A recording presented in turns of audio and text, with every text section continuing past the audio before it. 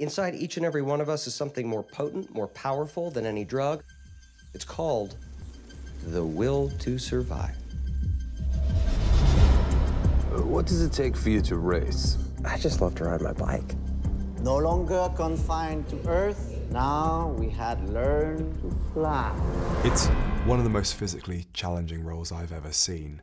How did you prepare for it? Like any sport, any physical behavior, a pattern will shape your body. And traditionally, cyclists have really big legs, very thin arms. So the challenge is how do you, it's working with the pros, with the trainer, with the nutritionist, with cyclists, how to form your body into that very quickly.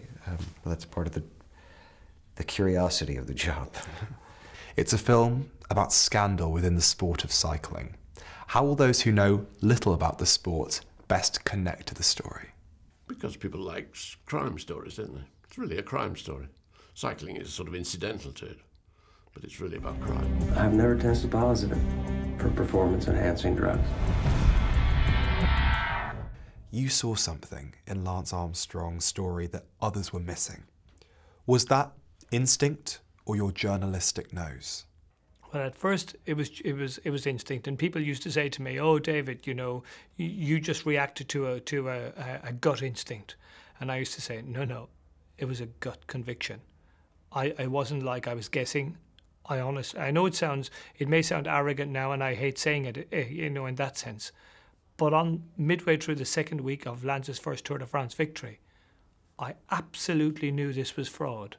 And when I wrote Seven Deadly Sins, the book that inspired the film, I went back on all the evidence from Lance's first Tour de France victory, and I was staggered reading back over it, staggered in the sense of, how could anybody have believed this story? It was so blindingly obvious. But people believed it because they wanted to believe it. It gave them hope. In some ways, the film is about two characters who hardly ever meet. How do you build tension for an audience? It's odd because, of course, David Walsh didn't bring Lance down. He just happened to be right all along.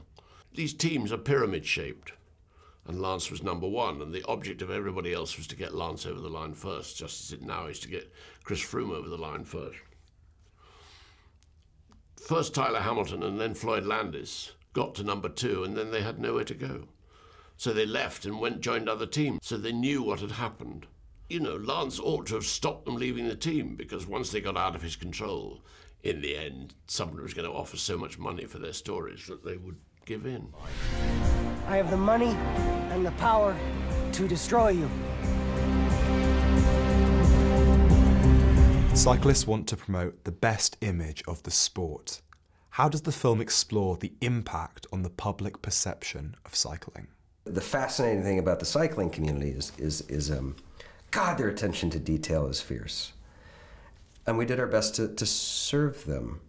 In terms of doping, I think anybody that just wants to be seen in a pretty light is a propagandist and isn't actually for the sport. They're for the political body or some kind of identity, not the actual sport. Because the reality is there's always been doping in most sports. We showed something that happened. It just happened. You have to go down 18 riders to find one clean rider in the Tour de France for those 7 years. Sorry to those who are offended by that being a mark on the cycling community, but it is. What should audiences know about professional cycling when watching this film? I think very little.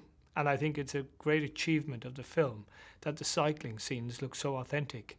I mean, the sporting films always fail to really capture the essence of the sport, and this film shows a lot of cycling scenes, and I think they're really excellent. They enhance the film rather than diminish it. How did you work on maintaining your character for the duration of the film?